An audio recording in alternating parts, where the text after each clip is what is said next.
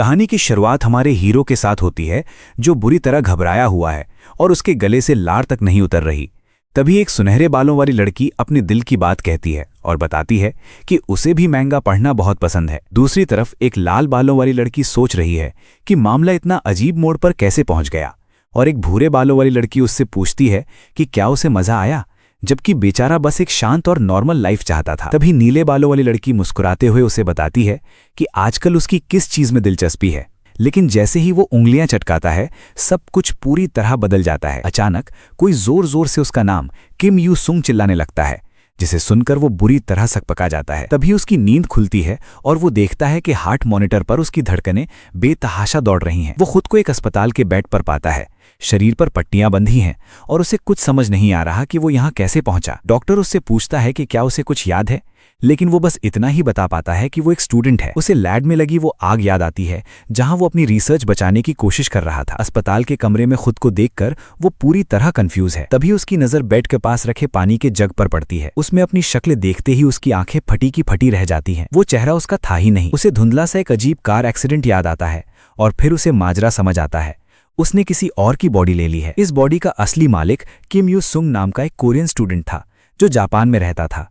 ऐसा लगता है कि वो लड़का कार एक्सीडेंट के बाद से कुछ दिनों तक कोमा में था। उसने अंदाजा लगा लिया कि उसकी पुरानी बॉडी तो आग में जलकर खत्म हो गई और उसकी रूह इस लड़के के शरीर में आ गई है। वैसे अपनी पुरानी कॉलेज लाइफ की दुखी जिंदगी से छुटकारा पाकर वो काफी खुश है, लेकिन वो जानता है कि अभी ज्यादा खुश होना खतरे से खाली नहीं है, क्योंकि कब क्या गड़बड़ हो जाए कोई नहीं जानता। नए घर पहुंचते ही हमारा हीरो सोच में पड़ गया कि आखिर इस नई जिंदगी में वो एडजस्ट कैसे करेगा। तभी उसकी नई माँ ने मुस्कुरा के स्वागत किया और कहा कि इतने हादसे के बाद अब उसे आराम की जरूरत है। वो सीधे यूसुंग के कमरे की तरफ बढ़ा और कमाल की बात ये कि उसकी बॉडी को रास्ता अपने आप ही पता था। किसी और के कमरे में घुसने का अजीब सा एहसास हो रहा था, इसलिए उसने दबे पांव अंदर कदम रखा। लेकिन जैसे ही उसने दरवाजा खोला, भाई साहब, जो देखा उसे देखकर उसकी आंखें फटी की फटी रह गईं। कमरे की दीवार पर एक एनिमे लड़की का इतना बड़ा पोस्टर चिपका था कि मानो वो उसे घूर रही हो, और सिर्फ एक नहीं बल्कि हर तरफ अलग अलग लड़कियों के पोस्टर बिखरे पड़े थे। वो कमरा किसी ओटाकू का मंदिर लग रहा था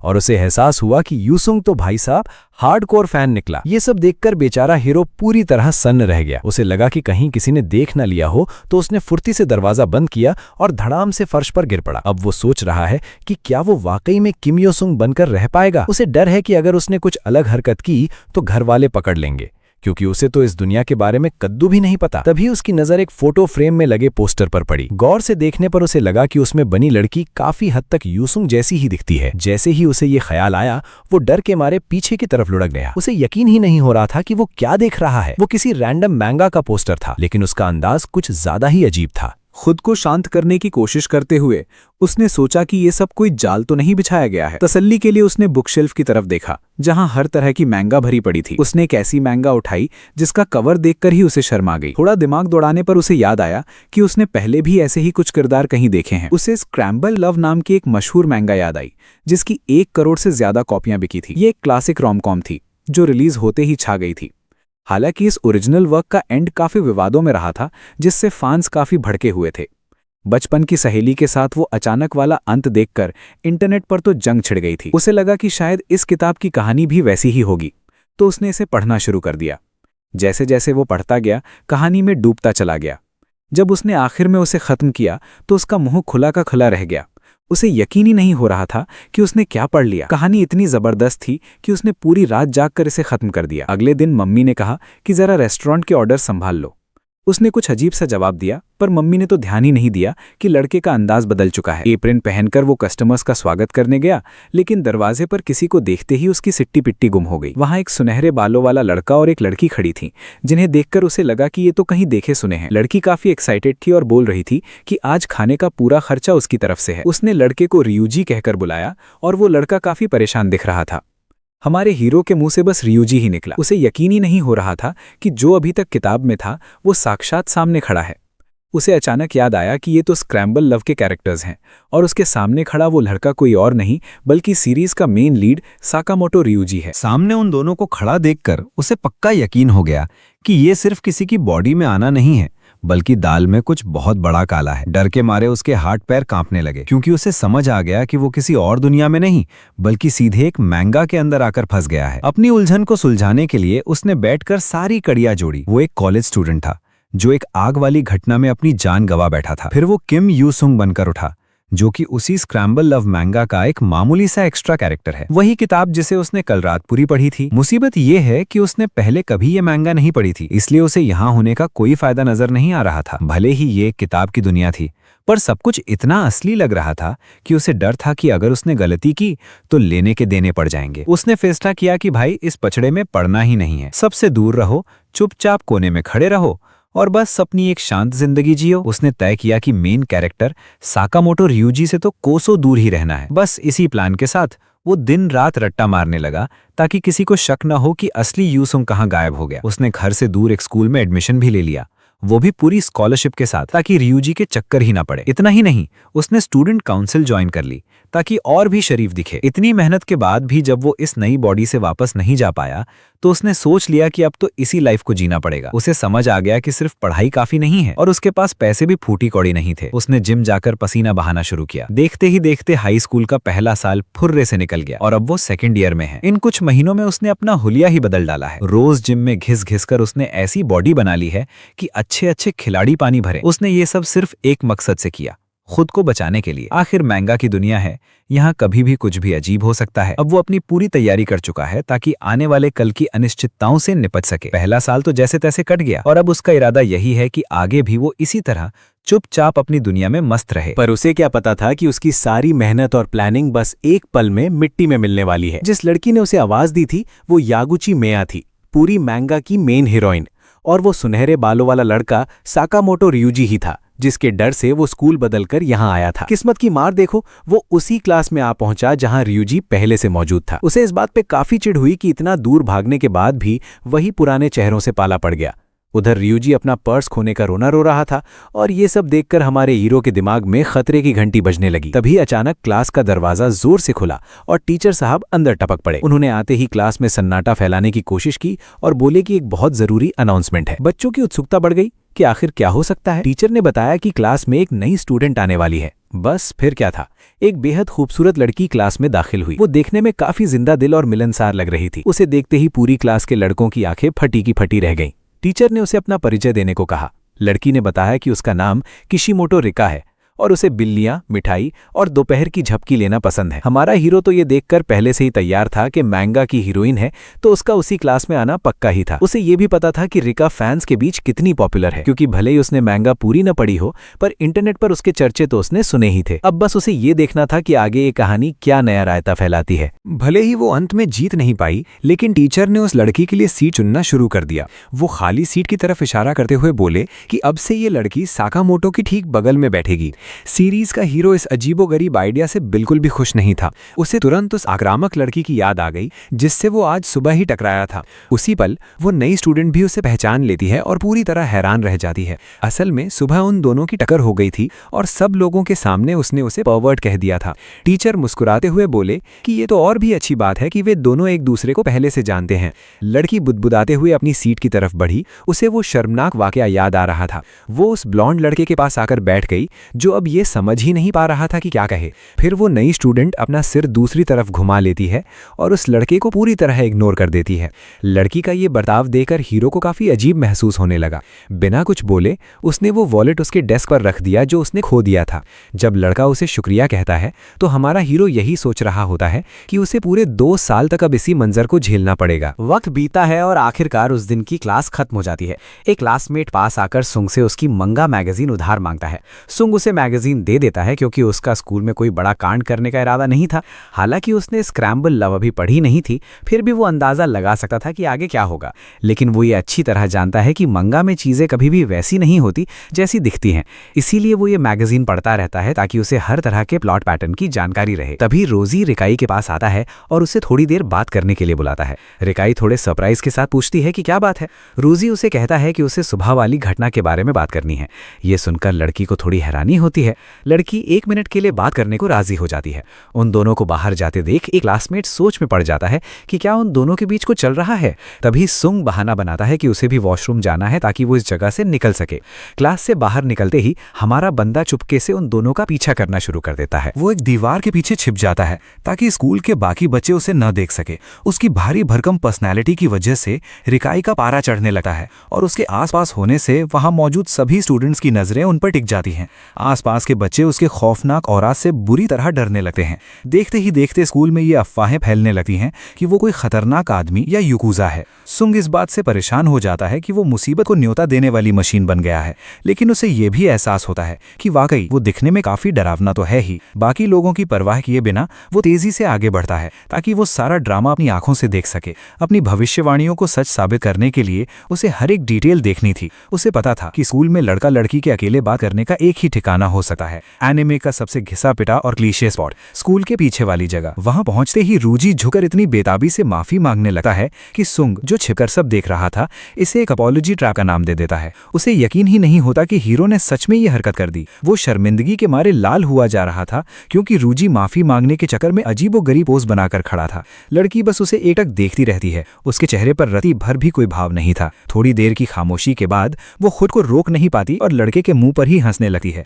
उस लड़की को जोर जोर से हंसते देख रूजी पूरी तरह कंफ्यूज हो जाता है। वो मुस्कुराते हुए कहती है कि वो जितना सोचती थी ये लड़का उससे कहीं ज्यादा भोला है। रूजी उससे पूछता है कि क्या वो नाराज नहीं है, तो रिकाई कहती है कि वो सब तो बस एक हादसा था। रूजी उसे बताने की कोशिश करता है कि वो लड़की उसे देखना चाहती है, लेकिन वो नहीं देख पा रही। वो उसके फटे हुए कपड़ों की मरम्मत की बात को नजरअंदाज नहीं कर सका। रिकाई कहती है कि ये तो उसकी अपनी गलती है और भले ही वो उसे देखना चाहती है, लेकिन वो उसे कभी नहीं देख पाएगा। सिर्फ वही उसे देख सकती है। रिकाई को उस लड़के पर तरस आता है, लेकिन वो उसे देखकर मुस्कुराना बंद नहीं कर पा रही। रूजी तो रोने जैसा हो जाता है। तभी अचानक कोई उसका नाम पुकारता है और वो चौंक कर पीछे मुड़ता है कि आखिर कौन है। हाथ में पंखा लिए एक लड़की उससे पूछती है कि काउंसिल का भावी सेक्रेटरी यहाँ क्या कर रहा है। वो उस पर स्कूल की लड़कियों की जासूसी जैसे शर्मनाक काम का इल्जाम लगाती है। ये लड़की सयांजी कुमिको है, जो स्टूडेंट काउंसिल की हेड है और एकदम क्लासिक विलेन की तरह है। अपनी इस इमेज के बावजूद ये एक दुखद किरदार है जिसे सीरीज की असली कहानी में भुला दिया गया था। काले बालों वाली वो लड़की शक भरी नजरों से उसके पास आती है। बात को संभालने के लिए वो झट से एक पेड़ की टहनी तोड़ता है और कहता है कि वो इसे काउंसिल रूम में रखने के बारे में सोच रहा था। वो एक पल के लिए खामोश रहती है। उसे ये आइडिया काफी अजीब और बेतुका लगता है। हैरानी भरी नजरों से देखते हुए वो लड़की हमारे बंदे के अजीब बहाने से कन्विंस हो जाती है। वो अपना हाथ बढ़ाती है और उसके हाथ से वो टहनी ले लेती है। सुंग खामोशी से ये सब देख रहा था। उसे समझ नहीं आ रहा था कि वो इस टहनी का करेगी क्या। वो कहती है कि चूंकि इसे उसने चुना है तो वो इस टहनी को काउंसिल के मीटिंग रूम में सजा कर रखेगी। लड़का उसे शुक्रिया तो बोल देता है, लेकिन असल में वो तो बस उसे चढ़ाना चाहता था और उसका ये प्लान काम कर गया। इसके बाद वो पूछती है कि वो यहाँ क्या कर रहा है, जबकि अभी तो सेमेस्टर मुश्किल से शुरू हुआ है। कुमी को बताती है कि वो काउंसिल ऑफिसर्स के साथ खाना खाना चाहती है और उसने उसे भी न्योता दिया है। वो उसे जल्दी कैफेटेरिया चलने को कहती है, इससे पहले कि सारी जगह भर जाए। उसे ये बात अजीब लगती है क्योंकि कैफेटेरिया में ऐसा कुछ भी नहीं है जो उसके नखरे वाले स्वाद को पसंद आए। वो हंसते हुए कहती है कि वो उसे बिल्कुल नहीं जानता और उस पर हमेशा उसे कम आंकने का आरोप लगाती है। वो शेकी बघारती है कि उसे खाने की बहुत समझ है और आम लोगों की संस्कृति का भी ज्ञान है। वो दावा करती है कि वो आम लोगों का खाना बिना किसी दिक्कत के खा सकती है। हमारे हीरो को याद आता है कि वो पहले छोटी सर्विंग की शिकायत कर रही थी और उसे उसकी ये बात काफी इंप्रेसिव लगती है। फिर वो उसे बताता है कि स्कूल कैफेटेरिया में वो डिश नहीं मिलती जिसका उसने जिक्र किया था। लड़की हैरान होकर पूछती है कि फिर वहां क्या मिलता है, तो वो कहता है कि एक वैसी ही डिश है। वो उस डिश के नाम को सुनकर सोच में पड़ जाती है और कहती है कि उसके लिए उसे खाना बहुत अजीब लगेगा। हालांकि उसे घिना रही होती है, फिर भी वो पूछती है कि क्या उसे वाकई वो अजीब और घटिया डिश खानी ही पड़ेगी। यूसुंग उसे चिढ़ाते हुए पूछता है कि क्या अभी वो खुद को सबसे अलग दिखाने की बड़ी बड़ी बातें नहीं कर रही थी। तभी उसका वाइस प्रेसिडेंट चिल्लाकर यूसुंग से पूछता है कि क्या उसे पता भी है कि वो स्टूडेंट काउंसिल का हिस्सा है। वो आगे कहता है कि उसकी लेडी ने उसे ढूंढने के लिए अपना खाना तक छोड़ दिया। हमारा हीरो कंफ्यूज हो जाता है और सोचता है कि आखिर वो उसके लिए अपना खाना क्यों छोड़ेगी। लड़की शर्म से लाल हो जाती है और मना करती है कि उसने ऐसा कुछ नहीं कहा। वाइस प्रेसिडेंट कहता है कि वो अपनी लेडी के प्रति उसकी ऐसी बदतमीजी और नहीं सहेगा। वो उनके लिए अपनी जान तक देने की बात कहता है और उसे हाथ पकड़कर जबरदस्ती ले जाता है। जाते जाते वो कहती है कि खाने का प्लान कैंसिल करते हैं और उसे अपना ख्याल रखना चाहिए। हमारा हीरो बस खड़ा रह जाता है। उसे समझ ही नहीं आता कि उसके सामने अभी अभी क्या हुआ। दिन बीत जाता है और स्कूल की क्लास खत्म हो जाती है। सबवे स्टेशन पर हमारे हीरो ने सबका ध्यान अपनी तरफ खींच रखा था। आज स्क्रैम्बल लव की मुख्य घटना का दिन था और कहानी की आधिकारिक शुरुआत का भी। अपनी ट्रेनिंग की बदौलत उसकी क्लास का हर बच्चा उससे ऐसे बच रहा था जैसे वो कोई चलती फिरती बीमारी हो। वो खुश है कि उसने मेहनत की और उसे एहसास हुआ कि ऐसी सिचुएशन में साइज वाकई मैटर करता है। बोर्ड को देखकर उसे पता चलता है कि ट्रेन आने में अभी 10 मिनट बाकी हैं। वो एक वेंडिंग मशीन के पास जाता है और जूस की कैन निकालता है। वो सोचता है कि मुख्य किरदार अब मिल चुके होंगे और कहानी अपने ढर्रे पर चलेगी। जब वो सोच रहा होता है कि सब कुछ उसके प्लान के मुताबिक हो रहा है, तभी कोई उसके कंधे पर थपथपाता है। वो पीछे मुड़कर देखता है कि कौन है और अचानक सामने वाले इंसान को देखकर बुरी तरह हैरान हो जाता है। ये रिकाई थी, वही ट्रांसफर स्टूडेंट जिसने उसे पहचान लिया और वहीं अपना परिचय देने लगी। कुछ भी समझ न आने पर हमारा हीरो बुरी तरह हैरान रह जाता है और सोचने लगता है कि वो यहाँ क्या कर रही है। लड़की कहती है कि उसे चिंता हो रही थी, लेकिन उसे इतनी जल्दी मिल जाने की उसे खुशी है। वो उसे पुकारती है और पूछती है कि क्या उसे शहर के किसी खास एड्रेस पर जाने का रास्ता पता है। हमारा हीरो सोचता है कि उसे उसका नाम कैसे पता, जबकि अभी तक उनकी कोई बात ही नहीं हुई थी। फिर उसे ख्याल आता है कि उसका नाम तो उसकी यूनिफॉर्म पर लगे टैग पर लिखा है। मुस्कुराते हुए वो लड़की उसकी यूनिफॉर्म के टैग की तरफ इशारा करती है और उसे किमकुन कहकर बुलाती है। उसे खुद पर किसी बेवकूफ जैसा महसूस होता है कि उसने ये बात बिल्कुल भुला दी थी। उसका ये मजेदार रिएक्शन देकर लड़की अपनी हंसी नहीं रोक पाती। फिर वो कहती है कि वो एक अच्छा इंसान है और शुरुआत से ही उसे उसके बारे में जो ख्याल था वो बिल्कुल सही था। लड़की की अचानक तारीफ सुनकर हमारा हीरो पूरी तरह कंफ्यूज हो गया है। उसे समझ ही नहीं आ रहा कि आखिर क्या जवाब दे। वो सोचने लगा कि आखिर ये क्या बकवास कर रही है और इसे क्यों लग रहा है कि वो इतना नेक इंसान है। उसे तो ये भी अजीब लग रहा है कि अभी तो हमारी ठीक से जान पहचान भी नहीं हुई, तो ये मेरे बारे में इतना कुछ जानती कैसे है। रिका ने बताया कि आज क्लास में वो बहुत ही अजीब सी वाइब्स दे रहा था और उसने सुना है कि उसने अकेले ही 50 लोगों की गैंग की धुलाई कर दी है। साथ ही उसने ये भी नोटिस किया कि वो क्लास की क्वीन के साथ कितने आराम से और कैजुअल होकर बात कर रहा है।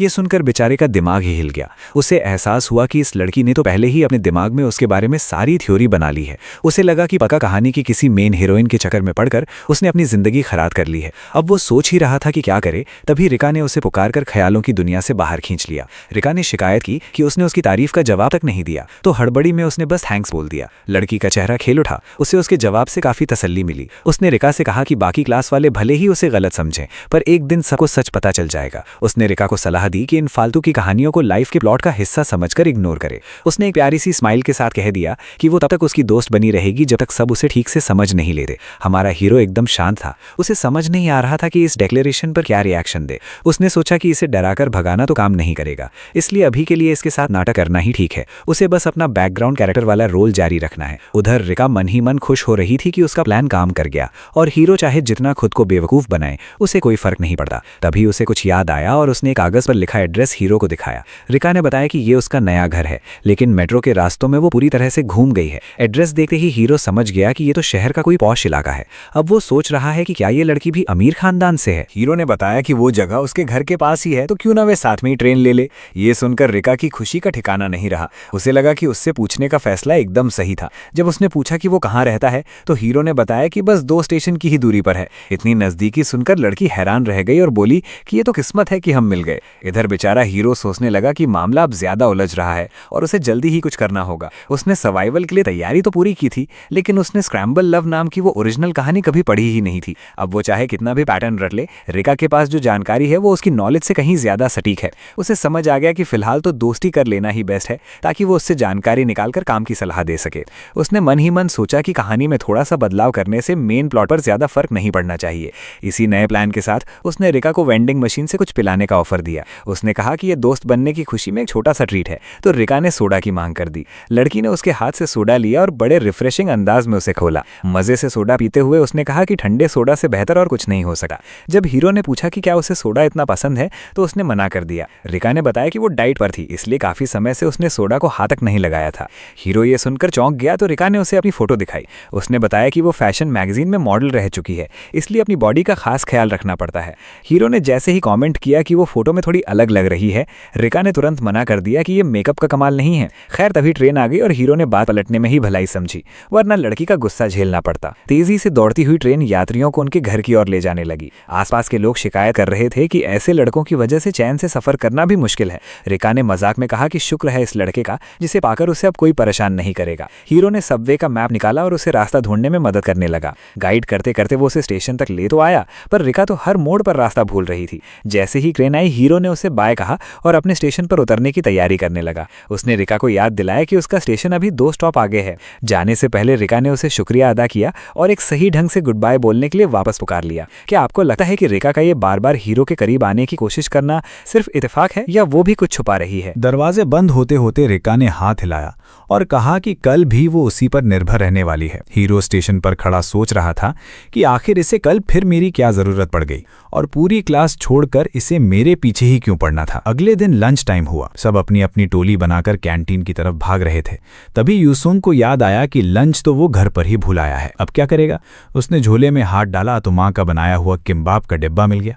जैसे ही उसने चॉपस्टिक्स उठाकर पहला निवाला मुंह में डालने की कोशिश की, किसी ने पीछे से उसका नाम पुकारा। पलटकर देखा तो रिक्का सामने खड़ी थी, हाथ में अपना लंच बॉक्स लिए। उसने बड़ी मासूमियत भरी नजरों से पूछा, क्या तुम रोज अकेले ही खाना खाते हो? हीरो ने सफाई दी कि क्लास में बैठकर खाने से दूसरों को दिक्कत होती है, इसलिए अकेले खाना ही ज्यादा आसान है। उसे तो आदत है, पर बाकी लोगों को अभी उसे समझने में थोड़ा वक्त लगेगा।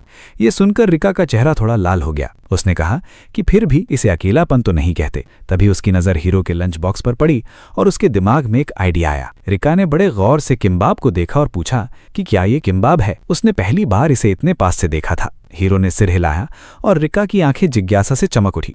उसने बड़ी प्यारी मुस्कान के साथ पूछा कि क्या वो एक टेस्ट कर सकती है? हीरो थोड़ा सकपका गया तो रिका चिढ़ गई और बोली कि मैं तुम्हारी वजह से नहीं, बस इस खाने को टेस्ट करना चाहती हूँ।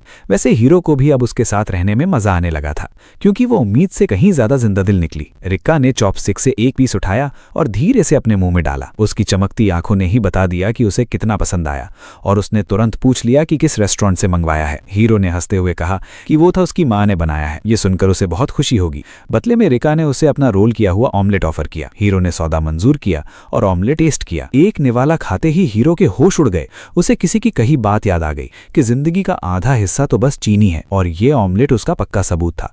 उसने गंभीर होकर पूछा, इसमें कितनी चीनी डाल दी तुमने? रिका ने बेपरवाही से कहा, जितना मुझे सही लगा उतना डाल दिया। हीरो ने उसे टोकते हुए कहा कि लगता है तुम्हें चीनी से कुछ ज्यादा ही प्यार है, पर ज्यादा मीठा सेहत के लिए हानिकारक होता है। हीरो ने बात को आगे बढ़ाते हुए कहा कि अगली बार वो उसे असली कोरियन स्टाइल ऑमलेट खिलाएगा जिसमें चीनी का नामो निशान नहीं होगा। रिका ने उसे अजीब बताते हुए कहा कि सबकी अपनी पसंद होती है और सबकी चॉइस अलग अलग होती है। अभी ऑमलेट पर बहस चल ही रही थी कि तभी दोनों का ध्यान कहीं और भटक गया। पार्किंग लॉट में स्टूडेंट काउंसिल प्रेसिडेंट और उनका वाइस प्रेसिडेंट खड़ा था। प्रेसिडेंट कोई अजीब सी सिल्वर ट्यूब से कुछ पी रही थी। रिका तो ये नजारा देखकर एकदम एक्साइटेड हो गई, जैसे उसे कोई गॉसिप मिल गई हो। प्रेसिडेंट ने आंखों पर पट्टी बांध रखी थी और चिल्लाते हुए बोली कि स्कूल में अनुचित संबंध सख्त मना है। उनके चेहरे पर गुस्सा था। साफ लग रहा था कि प्रेसिडेंट के तौर पर वो इसे बर्दाश्त नहीं कर सकती। बेचारा हीरो कंफ्यूज हो गया कि आखिर ये अनुचित संबंध का क्या मतलब है। प्रेसिडेंट ने इल्जाम लगाया कि एक लड़का और लड़की का किसी कोने में छुपकर साथ खाना खाना बहुत ही संदिग्ध मामला है। वाइस प्रेसिडेंट भी पीछे से आया और हीरो को रंगे हाथों पकड़ने का नाटक करने लगा। हीरो ने शांति से कहा कि यहाँ कुछ भी गलत नहीं हो रहा है और ये बहुत अजीब है कि हम लोग बार बार एक दूसरे से टकरा जाते हैं। रिका भी खाते खाते हामी भरने लगी कि हर लंच ब्रेक में मिलना तो बहुत बड़ा इतफाक है। प्रेसिडेंट एकदम घबरा गई, चेहरा छुपाते हुए पूछने लगी कि क्या उसके पास सफाई में कुछ कहने को है। तभी रिका ने उसे पहचान लिया और उंगली दिखाते हुए बोल पड़ी, अरे ये तो डार्क स्टूडेंट काउंसिल प्रेसिडेंट है। ये सुनकर बेचारी प्रेसिडेंट का तो जैसे दिल ही टूट गया, वो सन्न रह गई। रिका ने हंसते हुए बताया कि उसने सुना है कि ये मैडम हमेशा काले कपड़े पहनकर घूमती हैं। काउंसलर बौखला गई और बोली कि ये आउटफिट काउंसिल की गरिमा बढ़ाने के लिए है, लेकिन रिका ने बिना डरे उसे कॉस्प्ले बोल दिया, जिससे प्रेसिडेंट शर्म से पानी पानी हो गई। वो गुस्से में कांपने लगी कि सब उसका मजाक उड़ाते हैं, जबकि रिका उसे बड़े आराम से ब्रेड का टुकड़ा ऑफर कर रही थी। प्रेसिडेंट की ये ड्रामा क्वीन वाली हरकतें देखकर हीरो तो पीछे हट गया। उसे कुछ समझ ही नहीं आ रहा था कि चल क्या रहा है।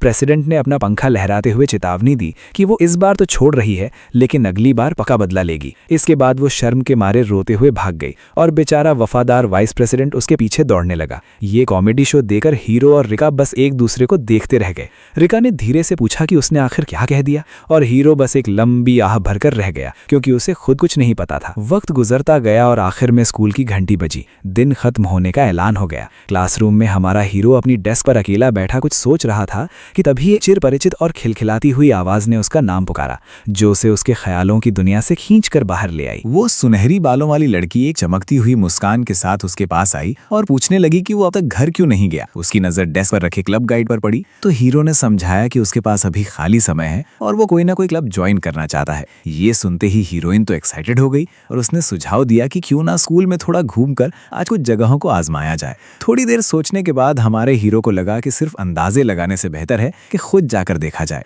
उसने रीका की बात मान ली और अपनी सीट से उठ खड़ा हुआ, जिसके बाद लड़की ने तुरंत पूछ लिया कि आखिर सबसे पहले वे किस जगह जाने वाले हैं।